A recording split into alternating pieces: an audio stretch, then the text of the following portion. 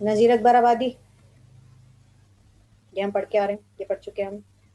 नज़म भी हमने पढ़ ली, मुश्किल अल्फाज के मायने तक हम कर चुके थे, और तारुफ शायर करना है शायद, है ना।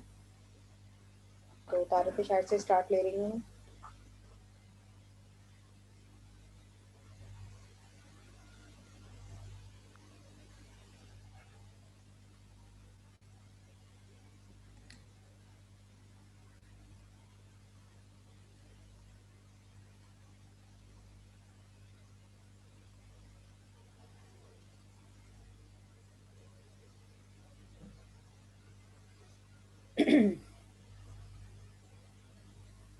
नज़ीर अकबर आबादी उर्दू के पहले अवामी शायर कहलाते हैं क्योंकि उन्होंने अपने दर्दमंद दिल।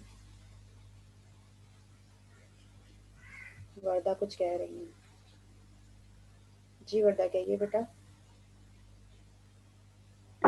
मिस आपने ये पढ़ा दिया था तारुफ शायर। अच्छा फिर तारुफ नज़म से पढ़ना होगा हमें, है ना। जी चलो थैंक यू।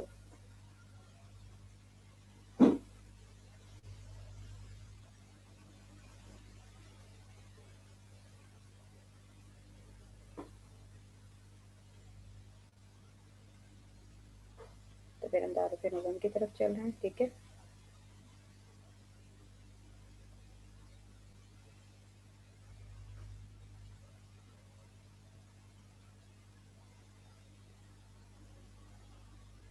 तारुफ नज़म। नज़ीर अकबर आबादी की नज़म असरार कुदरत 5 बंद पर मुश्तमिल है और इसका हर बंद मुसद्दस की शक्ल में है, यानी हर बंद 6 मिसरों पर मुश्तमिल है, जिसके पहले 4 मिसरे हम काफिया और हम रदीफ हैं, जबकि आखिरी 2 मिसरे उनसे मुख्तलिफ रदीफ और काफिये वाले हैं।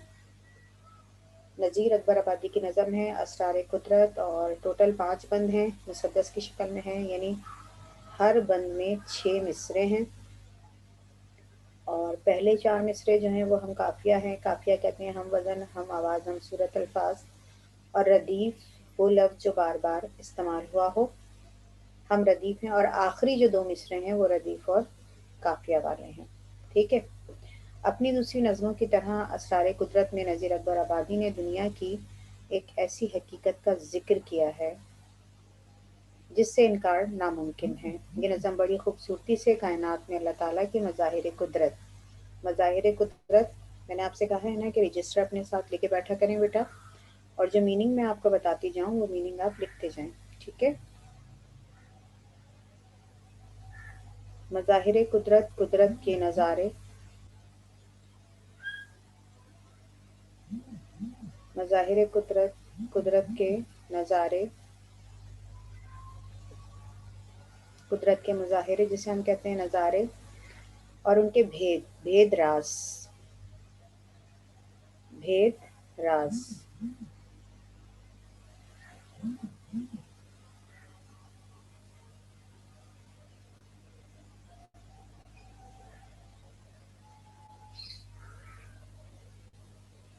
भेद छुपाने में, यानी राज छुपाने में इंसानी अक़ल की बेबसी की तस्वीर कशी करती है। बेबसी, मजबूरी, तस्वीर कशी, मंजर नुमाया करना, तस्वीर कशी, मंजर नुमाया करना,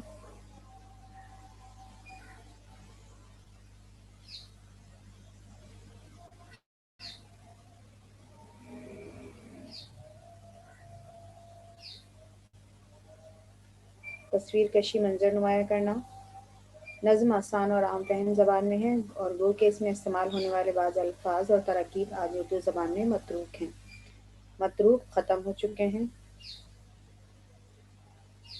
मतरूक ख़त्म हो चुके हैं, मगर नज़म की आम फहमी इससे बिल्कुल मुतासिर नहीं होती।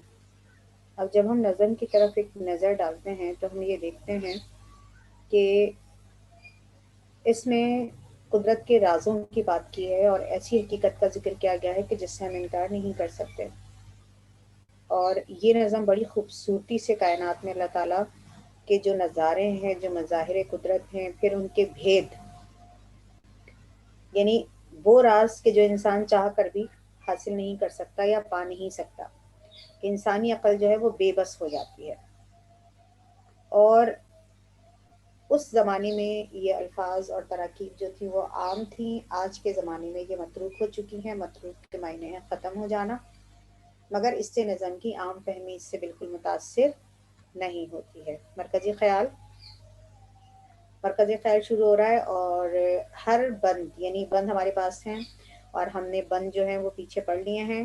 یوں سمجھ لیجئے کہ ہر بند کی ایک تشریح آپ کے پاس مرکزی خیال میں موجود ہے، اسٹیپ بائی اسٹیپ. پہلا بند، پہلی تشریح، اور پورا ٹوٹل یہ مرکزی خیال بھی ہے. ٹھیک ہے. حضرت انسان جسے اللہ تعالیٰ نے نعمت عقل سے سرفرازی عطا کر کے اشرف المخلوقات افضل ترین مخلوق، معنی لکھتے جائیے. اشرف المخلوقات افضل ترین مخلوق کا درجہ دیا اپنی دانائی پر.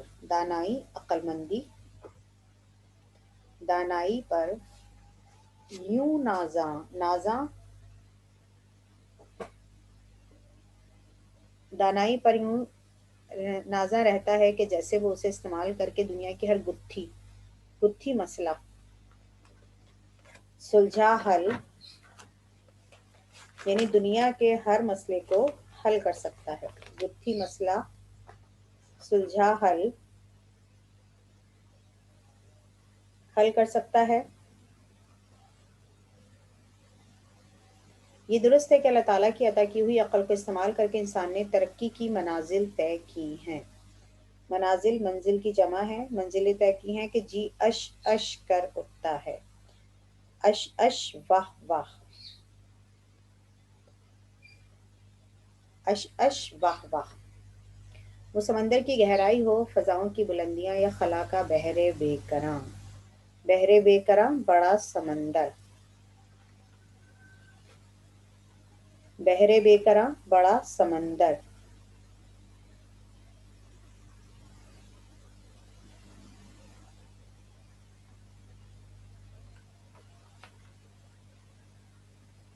بحر بے کراں، انسان ہر محاذ پر. محاذ میدان کو کہتے ہیں. محاذ میدان،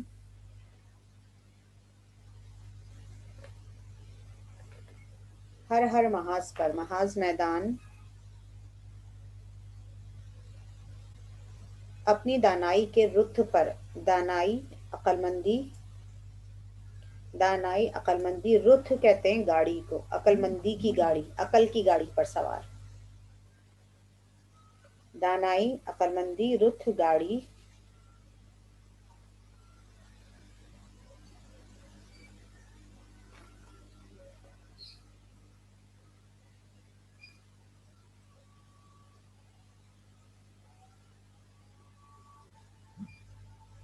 دانائی کے رتھ پر سوار.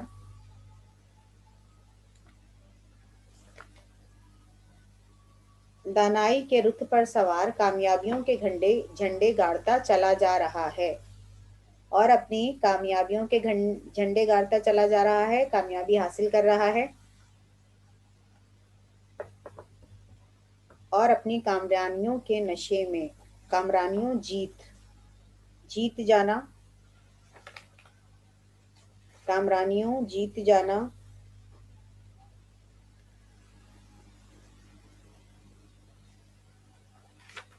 اپنی کامرانیوں کے نشے میں سرمست ڈوبا ہوا.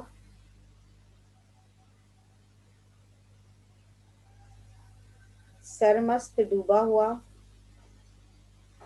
جھومتا ہوا. کامرانیوں کے نشے میں سرمست رہتا ہے، مگر جب انسان کے علم و فضل سے مظاہر قدرت کی توجیہ و تشریح بیٹا معنی لکھیے گا. توجیہ و تشریح، وضاحت، مفصل وضاحت جسے کہتے ہیں نا، ڈیٹیل میں، تفصیل کے ساتھ وضاحت. توجیہ و تشریح کا سوال کیا جاتا ہے تو اپنے وسیع علم کے باوجود، وسیع پھیلے ہوئے، انسان جواب دینے میں ناکام رہتا ہے، اور جب سر توڑ کوشش کے بعد بھی یہ گتھی نہیں سلجھتی. گتھی، مسئلہ، سلجھنا، حل، مسئلے کا حل نہیں ملتا، تو انسان یہ کہنے پر مجبور ہو جاتا ہے کہ خدا کی باتیں خدا ہی جانے. اب یہاں جو معاملہ ہے وہ یہ ہے کہ اللہ تعالیٰ نے انسان کو عقل کی نعمت عطا کی اور اسے اشرف المخلوقات کا درجہ دیا، اسے افضل ترین مخلوق کہا گیا، اس لیے کہ فرشتوں نے اسے سجدہ کیا، اسے علم کی دولت دی گئی، اسے علم کی طاقت دی گئی، اسے عقل دی گئی، اور اپنی عقل پر انسان کو بڑا ناز ہے، بڑا فخر ہے، اور اپنی عقل کے حوالے سے انسان دنیا میں نت نئے کام سر انجام دے رہا ہے۔ وہ دنیا میں موجود ہر مسئلے کو اپنی عقل سے سلجھا سکتا ہے، ہر مسئلے کو اپنی عقل سے حل کر سکتا ہے، اور یہ حقیقت بھی ہے کہ اللہ تعالیٰ کی دی ہوئی وہ عقل کو استعمال کر کے انسان اس دنیا میں ترقی کر رہا ہے، نت نئی چیزیں ایجاد کر رہا ہے۔ یعنی ایک وہ زمانہ تھا کہ جس میں انسان جو تھا وہ غاروں میں رہا کرتا تھا، اور اس نے اپنی عقل کا استعمال کیا، اپنے علم کا استعمال کیا، اور پھر وہ ترقی کرتے کرتے آج کا دور جدید کا انسان کہلاتا ہے۔ یعنی اس وقت اس کے پاس پہننے کو تن ڈھانپنے کو کچھ نہیں تھا، تو وہ پتوں سے اور جانوروں کی کھالوں سے اپنا تن ڈھانپا کرتا تھا، اور وہی والی بات ہے نا کہ کھانے کو جانور ملا مارا کھا گیا۔ تو آہستہ آہستہ اس نے ترقی کی، اور کس کی بنا پر کی؟ اپنے علم اور اپنی عقل کے بنا پر۔ اب چاہے سمندر کی گہرائی ہو، سمندر کی گہرائی میں انسان جا اترا، موتی نکال کے لے آیا، پھر فضاؤں کی جو بلندیاں ہیں فضا میں چلا گیا، خلا یہاں تک کہ زمین کی حد سے باہر نکل گیا، پھر اس نے بہت ساری نئی اور سرچنگ کی، بہت ساری نئی چیزیں تلاش کی۔ یعنی خلا جو ہے وہ ایک بہت بڑے سمندر کی مانند ہے، ہر محاذ پر، ہر میدان میں انسان نے اپنی عقل کا استعمال کیا، اور اپنی عقل کے سہارے اس نے کامیابیاں حاصل کیں۔ آج وہ اپنی جیت کے، اپنی کامیابیوں کے نشے میں سرمست ہے، ڈوبا ہوا ہے۔ لیکن جب آتی ہے انسان سے، یعنی چاہے انسان کسی بھی مسلک سے، کسی بھی جگہ سے تعلق رکھتا ہو، علم فضل، اس کے انسان کے علم اور اس کے فضل کے باوجود جب ہم یہ مظاہر قدرت کی بات کرتے ہیں، مظاہر قدرت، سورج کا نکلنا، سورج کا ڈوبنا، چاند کا اپنے غروب ہو جانا، ڈوبنا، چاند کا اپنے وقت پر نکل آنا، یا ہم انسان ہی کی بات کریں کہ انسان آتا ہے اس دنیا میں، اب آنے کے بعد انسان اس دنیا سے جب چلا جاتا ہے تو وہ کہاں جاتا ہے، وہ کدھر جاتا ہے؟ ایسا ہی ہے نا، اگر ہم ایک عام فلسفی سے بھی بات کر لیں، ہم کسی سے ریسرچر سے بات کر لیں، ہر بندہ اپنے اپنے مسلک کے حساب سے، اپنے اپنے عقیدے کے حساب سے ڈفرینٹ قسم کے آنسرز رکھتا ہے۔ لیکن جب ہم کائنات کے حوالے سے بات کرتے ہیں، ہم کائنات کی بات کرتے ہیں، کائنات کیسے وجود میں آئی، کائنات کا وجود کب سے ہے، یہ دنیا کیسے بنی، سب اپنی عقل تو لڑاتے ہیں، اپنی عقل کے گھوڑے دوڑاتے ہیں، لیکن جواب دینے میں ناکام رہتے ہیں۔ ہم کہتے ہیں نا کہ جناب یہ سائنس کے پوائنٹ آف ویو سے اگر ہم دیکھیں کائنات کیوں بنی، کیسے بنی، کس طرح بنی، سائنس تو یہ کہتی ہے، اگر ہم سائنس کو اٹھائیں، کسی زمانے میں سائنس نے یہ بھی کہا تھا انسان بندر کی اولاد ہے، ایسا ہی ہے نا۔ لیکن وقت گزرنے کے ساتھ ساتھ سائنس نے اس بات کو پروف کیا کہ نہیں، انسان بندر کی اولاد نہیں ہے۔ آج انسان جس حیت میں ہے، جس شکل میں ہے، جس صورت میں ہے، جس اسٹرکچر میں ہے، جو اس کا ڈھانچہ ہے، یہ ابتدا سے ایسا ہی بنا ہے۔ تو وسیع علم کے باوجود بھی انسان ان مظاہر قدرت کا جواب نہیں دے سکتا۔ کلیئر ہو رہی ہے بات؟ اور پھر جب سر توڑ کوشش کی جاتی ہے، سر توڑ کوشش کر لی، لیکن وہ آنسر دینے میں، جواب دینے میں ناکام رہا ہے، اور اس سے کبھی بھی یہ گتھی نہیں سلجھتی، تو انسان کہنے پر مجبور ہو جاتا ہے جی وہ خدا کی باتیں ہیں، خدا کی باتیں خدا ہی جانے۔ آگے چل رہی ہوں، یہ بند نمبر 1 تھا، بند نمبر 2 کی تشریح آپ کے سامنے، اور یہ پورا ایک مرکزی خیال بھی ہے، یہ بھی میں آپ کو بتاتی چلوں۔ اگر کائنات کے طول و عرض میں، طول لمبائی، عرض چوڑائی، طول لمبائی، بیٹا معنی لازمی لکھیے گا، بغیر معنی کے ہم چل نہیں سکتے آگے، یہ اردو ہے اور اردو میں معنی آنے لازمی ہیں۔ طول لمبائی، عرض چوڑائی،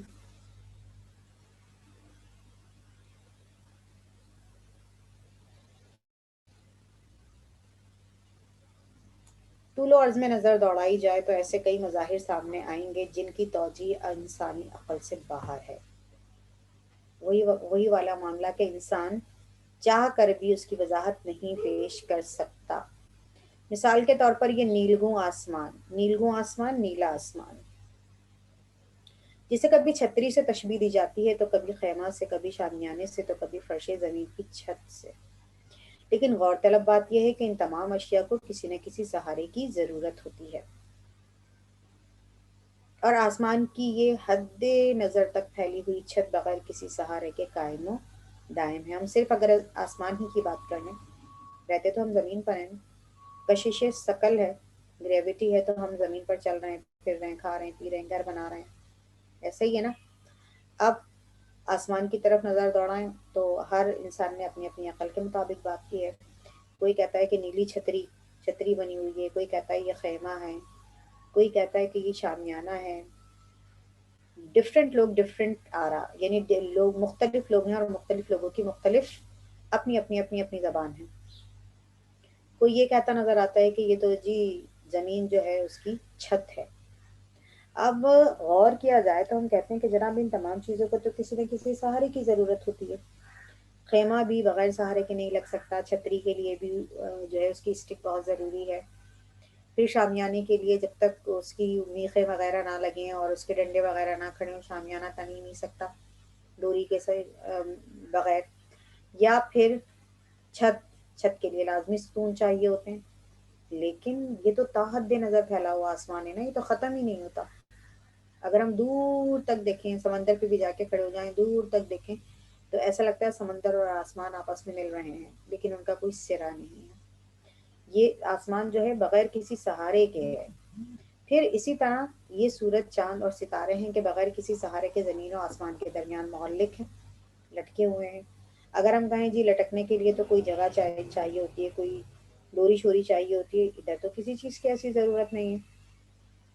معلق، لٹکے ہوئے، لٹکتے ہوئے، معنی لکھ لیجیے گا، معلق لٹکے ہوئے یا لٹکتے ہوئے، معلق ہیں۔ اور پھر یہ ہوا جو آنے والے موسموں کی نقیب بن کر ادھر سے ادھر پھرتی رہتی ہے، یہ سب کس اصول کے تحت قائم ہے؟ کب سے ان کا وجود ہے اور ان کی اپنی ماہیت کیا ہے؟ ماہیت، اسٹرکچر، ساخت، بناوٹ۔ ماہیت لکھ لیجئے، ساخت یا بناوٹ۔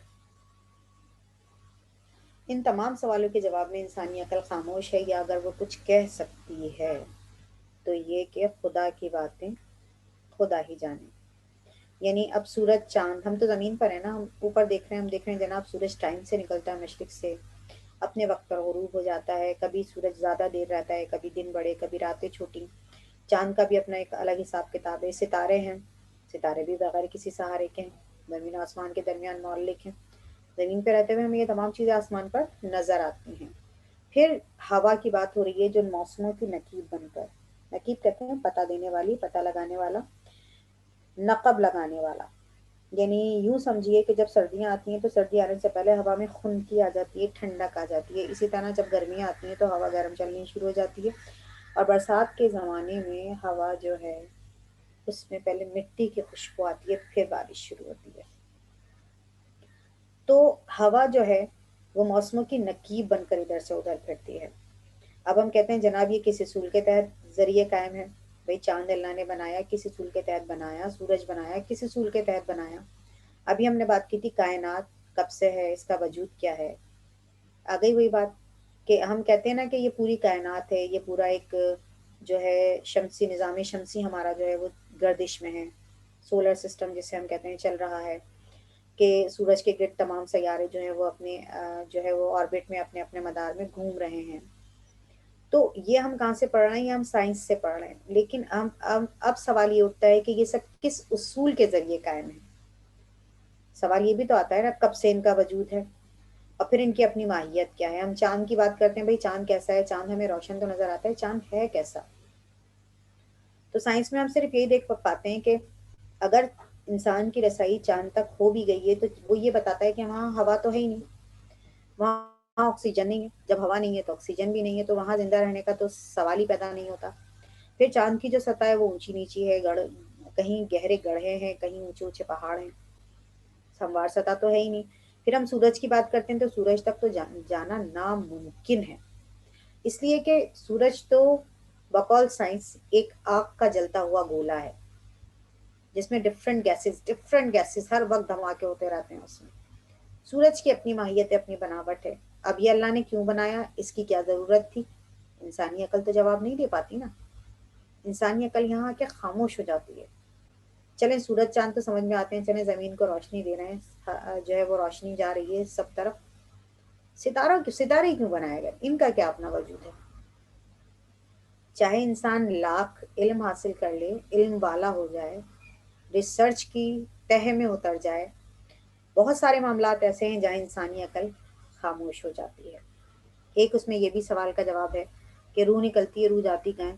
ہمارا تو عقیدہ یہ ہے نا کہ روح جو ہے وہ ایلڈنگ میں چلی جاتی ہے، انسان کے ساتھ جو ہے وہ جزا اور سزا کا سلسلہ شروع ہو جاتا ہے. یہ مسلمانوں کا عقیدہ ہے. ڈفرینٹ عقیدے لوگ رکھتے ہیں. لیکن سائنس اگر کھوجتی ہے، تلاشتی ہے، تو آیا وہ اب تک کسی کی روح کو پکڑ سکی؟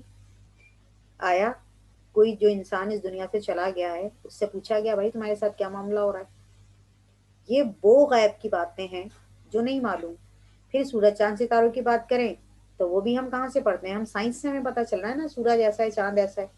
کیا ہم خود گئے دیکھنے کے لیے؟ ہم نے خود اپنی آنکھوں سے دیکھا؟ کبھی بھی نہیں. ہم زمین پہ رہتے ہوئے پڑھتے ہیں جی چاند ایسا ہے، لوگوں نے یہ بتایا ہے، سورج ایسا ہے جو سائنس کہہ رہی ہے یا سائنس بتا رہی ہے. سائنس کہتی ہے جی زمین ایک مدار میں گردش کر رہی ہے، ٹھیک ہے جی کر رہی ہوگی. تو یہاں آ کے انسانی عقل خاموش ہو جاتی ہے. یا اگر وہ کچھ کہہ سکتی ہے تو یہ کہ خدا کی باتیں خدا ہی جانے. بھئی یہ کیوں بنائی یہ چیزیں، ان کے بنانے کا مقصد کیا تھا؟ یہ پورا نظام، پورا سسٹم اللہ کا بنایا ہوا ہے، اور یہ بڑا اسٹرانگ سسٹم ہے، کوئی ہلکا پھلکا سسٹم نہیں ہے. یہ آگے چل رہی ہوں میں. دوسرا بند ختم، تیسرا شروع. اگر آسمان، سورج، چاند اور ستاروں کی توجیہ پیش کرنے میں ناکامی کا سبب انسان یہ پیش کرے کہ یہ تو انسانی دسترس سے بہت دور ہیں، دسترس پہنچ.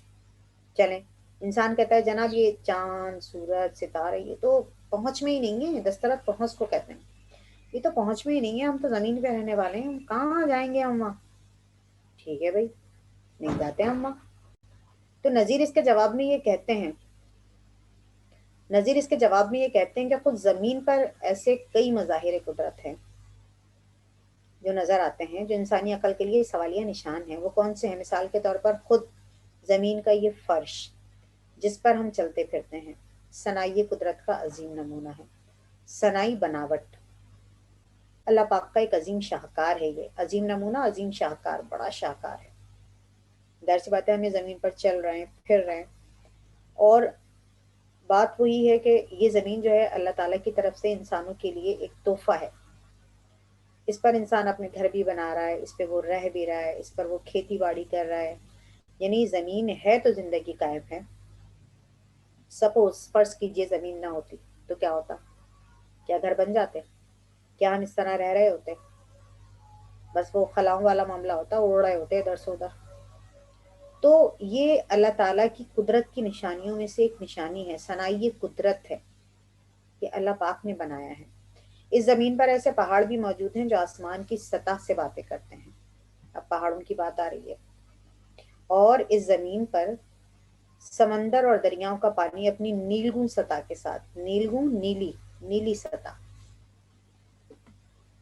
نیلگون سطح کے ساتھ فرش آب، نیلگون سطح کے ساتھ ایک فرش آب کی تصویر پیش کرتا ہے. فرش آب، پانی کا فرش.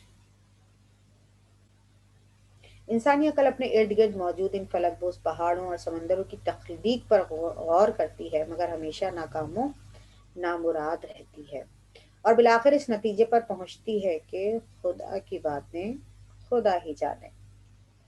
یعنی کبھی آپ چلے جائیے سمندر پر، سمندر کی سیر پہ. ہم بوٹ میں بیٹھے ہوتے ہیں یا شپ میں بیٹھے ہوتے ہیں، ہم دور تک دیکھتے ہیں، لگتا ہے بالکل ایک پانی کا سا فرش بچھا ہوا ہے. دل چاہتا ہے بندہ باہر پیر رکھے اور پانی پر چلتا ہی چلا جائے.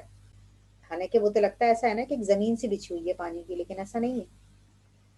پیر رکھے اور آپ اندر چلے جائیں گے. تو یہ زمین، یہ سمندر، یہ پہاڑ اللہ کی قدرت کے نمونے ہیں. اب عقل یہ سوال کرتی ہے بھئی یہ سمندر اتنا سارا پانی بن گیا، کیوں بن گیا؟ ادھر بھی زمین بن جاتی، اتنے سارے سمندر کی ضرورت کیا تھی؟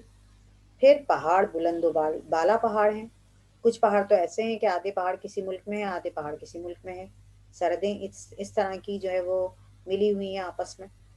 اور پہاڑ بھی کوئی ایسے نہیں ہے کہ بالکل ہلکے پھلکے پہاڑ ہوں، یعنی پہاڑی سلسلہ شروع ہوتا ہے تو ہوتا ہی چلا جاتا ہے، یعنی زمین۔ اب ہم اگر کلام پاک کے تناظر میں دیکھتے ہیں، وہاں ہم یہ دیکھتے ہیں کہ ان پہاڑوں کو زمین کی میخیں کہا گیا ہے، کیلے کہا گیا ہے، کہ جس طرح کیل گاڑ دی جاتی ہے اور ایک چیز ٹک جاتی ہے، تو پہاڑوں کو زمین کی میخیں کہا گیا ہے کہ روز قیامت ہمارا تو یہ ایمان ہے کہ یہ پہاڑ جو ہیں وہ روئی کے گالوں کی طرح اڑتے پھریں گے، اور پھر زمین میں تباہی آ جائے گی، ہر چیز تباہ ہو جائے گی، ختم ہو جائے گی۔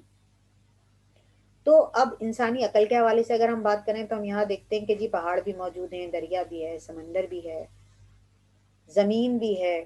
اچھا یہ چیزیں تو ہماری دسترس میں ہیں، اس میں انسان عقل دوڑا ہے، پہاڑوں پہ کیا کر رہا ہے جناب؟ پہاڑ اب انسان کی عقل ہے نا، پہاڑ نہ ہوتا سیدھا اسموتھ ایک راستہ ہی ہو جاتا تو پھر اتنا زیادہ معاملہ ہوتا ہی نہیں، معاملہ الگ ہو جاتا۔ تو وہی بات ہے کہ یہ تمام چیزیں جو ہیں یہ اللہ تعالیٰ کی حکمت کی نشانیوں میں سے ایک نشانی ہے۔ آپ سمندر پہ چلے جائیے، چلے میں سمندر کی بات کروں، کراچی میں ہم کتنے ساحلوں پر جاتے ہیں؟ کئی ساحل ہیں ہمارے پاس منوڑا ہے، ہم کیا کہتے ہیں اور جو گھومنے کی جگہ ہیں، گڈانی ہو گیا یا ہاکس بے ہو گیا، یہ پوری پٹی ایک ہی ہے، ایک ہی ہے یہ، اور اسے بحیرہ عرب کہتے ہیں۔ آپ کسی بھی طرف سے چلے جائیں، یہ تھوڑی کہ ادھر کا سمندر الگ ہے، ادھر کا الگ ہے، ادھر کا الگ ہے۔ خدا نخواستہ لوگ ڈوب جاتے ہیں تو اگر وہ ڈوبتے جو ہیں وہ سی ویو پہ ہیں تو نکلتے منوڑا پہ ہیں۔ تو اس کی وجہ کیا ہے کہ یہ پورا سمندر ایک ہی ہے، بس بیچ میں جزیرہ آ جاتا ہے۔ تو وہی بات ہے کہ انسان جب تخلیق کرتا ہے تو پھر انسان کی عقل کام کرنا چھوڑ دیتی ہے، اور پھر وہ یہی کہتا ہے خدا کی باتیں خدا ہی جانے۔ آگے چل رہی ہوں میں، ٹھیک ہے بیٹا، 3 بند ہو گئے، اب ہم چوتھے کی طرف رواں دواں ہیں۔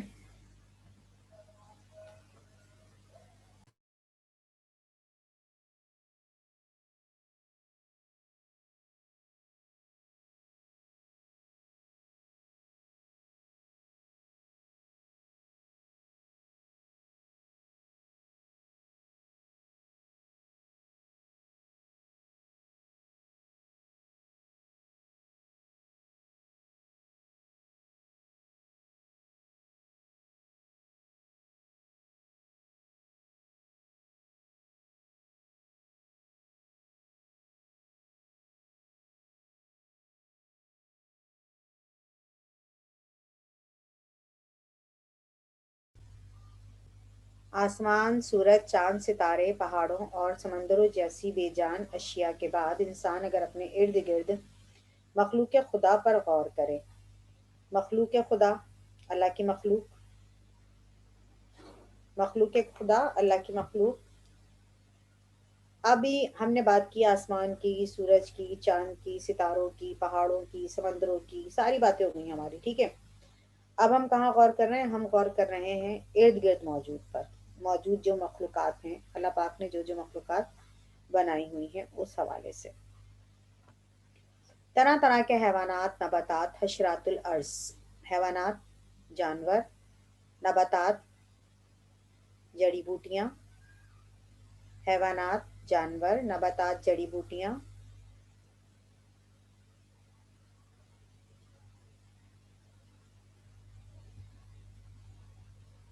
نباتات، جڑی بوٹیاں، حشرات الارض، کیڑے مکوڑے، حشرات الارض، کیڑے مکوڑے،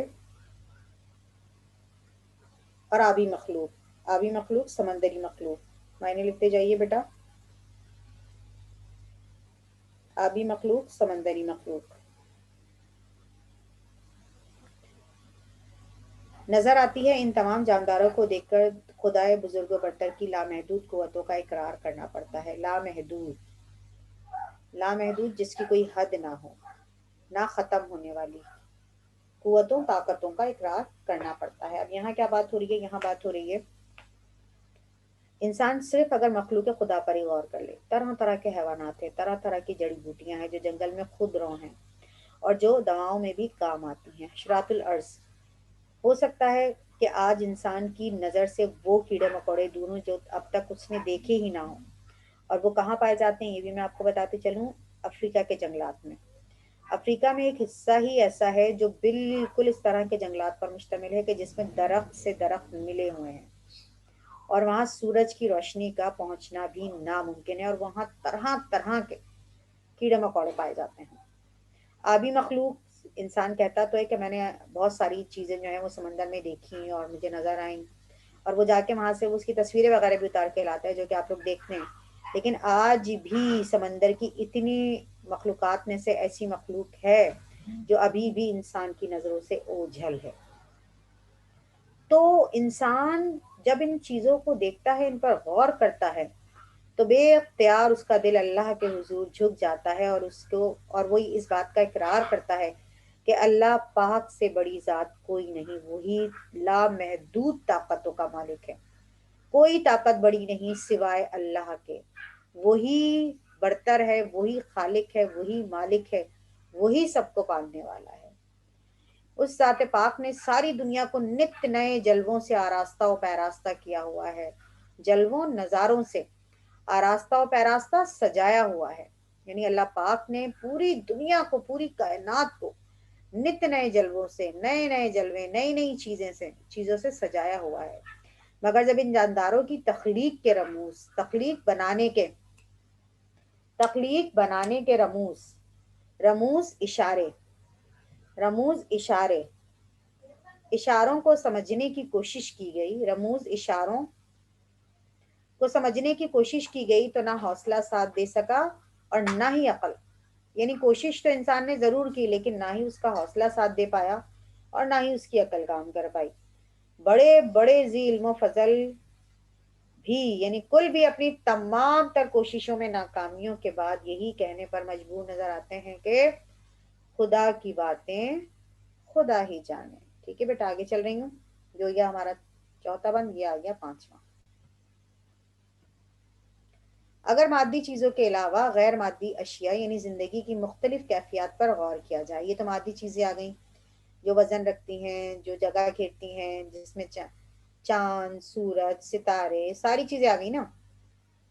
پھر ہم نے جانوروں کی بھی بات کر لی. اب معاملہ رہ گیا آگے آخری, اور وہ ہے غیر مادی اشیاء کہ جس میں انسان خوشی, غم, جذبات, یقین, وہم, ان کیفیات میں بھی مبتلا ہوتا ہے. تو غیر مادی اشیاء یعنی زندگی کی مختلف کیفیات پر غور کیا جائے تو بھی ایسی حقیقتیں سامنے آتی ہیں, حقیقتیں, سچائیاں کہ جن کی توجیہ وضاحت انسانی عقل سے باہر ہے. کوئی خوشی سے پھولا نہیں سما رہا تو کوئی غم سے نڈھال ہے. لوگ کبھی ترقی کی راہوں پر گامزن رہتے ہیں, چلتے رہتے ہیں, بڑھتے رہتے ہیں, تو کبھی زوال پذیری کا شکار ہو جاتے ہیں. زوال پذیری, پستی میں جانا, خاتمے کی طرف جانا. گامزن, چلنا, دوڑنا, یعنی کبھی انسان ترقی کر رہا ہوتا ہے, اسٹیپ بائی اسٹیپ آگے بڑھتا رہتا ہے, اب یہ کر لیا, کاروبار اتنا وسیع ہو گیا, اور کبھی اللہ تعالیٰ اس کاروبار میں گھاٹا دے دیتا ہے, اور اتنا گھاٹا دیتا ہے کہ انسان جو ہے وہ کنگال ہوتا چلا جاتا ہے. تو اسی کو تو کہتے ہیں کہ کبھی کے دن بڑے, کبھی کی راتیں. کبھی انسان کی زندگی میں بے تحاشا خوشیاں ہوتی ہیں, کبھی تو اسے لگتا ہے کہ بس خوشیاں ہی خوشیاں ہیں چاروں طرف سے, میں بڑا مطمئن ہوں. اور کبھی اتنے غم زندگی میں شامل ہو جاتے ہیں کہ انسان غموں سے نڈھال ہو جاتا ہے, لگتا ہے کہ بس اب زندگی ختم ہے, یہ غم تو مار ڈالیں گے. لیکن ہوتا نہیں ہے ایسا, ہر وقت گزر ہی جاتا ہے. کبھی انسان وہم اور یقین کی حدوں کے درمیان بھٹکتا رہتا ہے, کبھی اسے وہم ہوتا ہے اور کبھی وہ پکا یقین رکھتا ہے. مگر جب اہل فکر اور اہل علم ان کے بھید پانے کی کوشش کرتے ہیں تو اپنی تمام تر کوششوں کے باوجود وہ اسی نتیجے پر پہنچتے ہیں. اچھا, تھوڑا سا یہ بھی آپ کو بتاتی چلوں کہ سائنس نے خوشی, غم اور وہم, یقین, اس حوالے سے بھی سائنس نے بات کی. لیکن سائنس ہر ایریا کو کور کرتی ہے نا. ہم اگر ایجاد کی بات کرتے ہیں, ہم اگر انوینشنز کی بات کرتے ہیں, تو ہم یہ دیکھتے ہیں کہ سائنس ہر ایریا میں کام کر رہی ہے. تو ایک کیا کہتے ہیں کہ ڈاکومنٹری فلم میری نظروں سے گزری تھی, وہ بھی میں آپ سے شیئر کرتی چلوں ریسرچ کے حوالے سے, کہ جو سائنسدان ہیں وہ ہر کنڈیشن کو لے کر چل رہے ہوتے ہیں نا, وہ انسان کی کیفیات کو بھی دیکھ رہے ہیں. تو اس حوالے سے انہوں نے خوشی اور غم کے حوالے سے ایک ریسرچ کی تھی, اور بڑی زبردست اچھی لگی تھی مجھے وہ دیکھنے میں, کہ کچھ لوگ تھے جنہیں خوشی کے حوالے سے جو ہے وہ موویز دکھائی گئیں، ویڈیوز دکھائی گئیں، وہ خوب ہنسے اور اتنا ہنسے کہ ان کی آنکھوں سے آنسو بہنے لگے، جسے ہم کہتے ہیں خوشی کے آنسو۔ بہرحال انہیں چھوٹے چھوٹے سے بیکر دے دیے گئے کہ اب اس میں جو ہے وہ جیسے جیسے وہ آنسو نکلے آپ اس میں جمع کرتے رہیں۔ لوگ آنسو سے رو رہے تھے، ہنس رہے تھے بے تحاشا، اور ان آنسوؤں کو جمع کیا گیا، اسے خوشی کے آنسو کہلائے۔ پھر اسی طرح کچھ لوگوں کو بڑی سیڈ موویز دکھائی گئیں۔ غم تو انسانی زندگی کا خاصہ ہے نا، رونا تو فٹافٹ آنکھوں میں آنسو آ جاتے ہیں۔ بہرحال غم کے حوالے سے خوب لوگوں کو رلایا گیا، پھر ان آنسوؤں کو بھی جمع کیا گیا۔ یہ کسی ایک انسان پہ نہیں، پورے انسانوں کے گروپس انہوں نے بنائے ہوئے تھے۔ پھر ان آنسوؤں پہ ریسرچ ہوئی، یہ بھی میں آپ کو بتاتی چلوں۔ سائنس نہ کسی ایریا کو، میں نے کہا نا، چھوڑ نہیں رہی ہے بھئی۔ یہ خوشی میں جو آنسو نکلے اس میں کیا کیا ہے، کیا کیا کن کن چیزوں کا مکسچر ہے، اور جو غم میں نکلے اس میں کیا کیا چیزیں آ رہی ہیں۔ تو جناب سائنس نے اس بات کو ریسرچ کے حوالے سے، تحقیق کے حوالے سے جانچا اور پرکھا، اور نتیجہ یہ نکلا کہ جناب خوشی میں جو آنسو بہائے جاتے ہیں وہ اتنے ہارمفل نہیں ہوتے، وہ اتنے خطرناک نہیں ہوتے۔ غم میں جو انسان آنسو بہاتا ہے نا، غم سے جو آنسو نکلتے ہیں وہ انسان کے آرگنز پہ بھی اثر انداز ہوتے ہیں، اور پلس یہ کہ اس کی نگاہ یعنی اس کا دماغ اور اس کی نگاہ جلدی جو ہے وہ ختم ہو جاتے ہیں غم سے، اور یہ حقیقت ہے۔ تو بہرحال یہ تو ایک سائنسی ریسرچ تھی جو میں نے آپ سے شیئر کی۔ یہاں مقصد یہ ہے کہ انسان، اہل علم اور اہل فکر والے لوگ ان کے بھید پانے کی انہوں نے بڑی کوشش کی ہے، اور آج بھی کر رہے ہیں، لیکن معاملات وہی ہیں۔ وہ کہتے ہیں نا کہ نتیجہ صفر ہی رہا، کہ اپنی تمام تر کوششوں کے بعد اسی نتیجے پر پہنچتے ہیں کہ ہم تو مجبور سے بندے ہیں، ہمیں کیا معلوم کون سی بات میں کیا مصلحت یزداں ہے۔ مصلحت یزداں اللہ کی مصلحت۔ بھائی ہم تو مجبور سے بندے ہیں، ہمیں کیا معلوم، بس ہمیں پتہ ہے اللہ پاک ہے، اللہ ایک ہے، ہمارا اللہ پر ایمان ہے۔ بس یہ اللہ کی مصلحت ہے کہ انسان دنیا میں آیا ہے، اسے اپنی ظاہر سی بات ہے زندگی کو تو گزارنا ہی ہے۔ ٹھیک ہے بیٹا، اور یہ ہو گئی ہماری نظم ختم۔ اچھا، اگر کسی کا کوئی سوال ہو تو وہ ریز ہینڈ کر لے تاکہ میں جواب دے دوں، پھر میں کلاس وائنڈ اپ کروں۔ ٹیسٹ ٹاپک میں آپ کو اناؤنس کر چکی ہوں، میر تقی میر کی شاعرانہ خصوصیات، آپ ہی کے کہنے پر میں نے اناؤنس کیا تھا۔ اگر کوئی اور سوال ہے تو بتا دیجئے۔ بیٹا ہاتھ اٹھا کے رکھیں، ہاتھ اٹھا کے ہٹائیں نہیں، تاکہ میں آنسر کر سکوں آپ کو۔ آپ کسی کا ہاتھ نہیں اٹھ رہا؟ اچھا، اس کا مطلب ہے چیز آپ کی سمجھ میں آ گئی ہے اچھے طریقے سے، پراپرلی، ٹھیک ہے۔ اچھا جی مصطفیٰ، یہ دیکھو پھر مصطفیٰ بیٹا، یہ ہاتھ اٹھا کے نیچے کرنے کا کون سا طریقہ ہے؟ میں کہہ رہی ہوں ہاتھ اٹھا کے رکھو تاکہ میں آنسر کر سکوں۔ میں ڈھونڈتی رہا ہوں مصطفیٰ کہاں ہے بھائی؟ ہاتھ اٹھائیے تاکہ پھر میں آنسر کر سکوں بیٹا آپ کو۔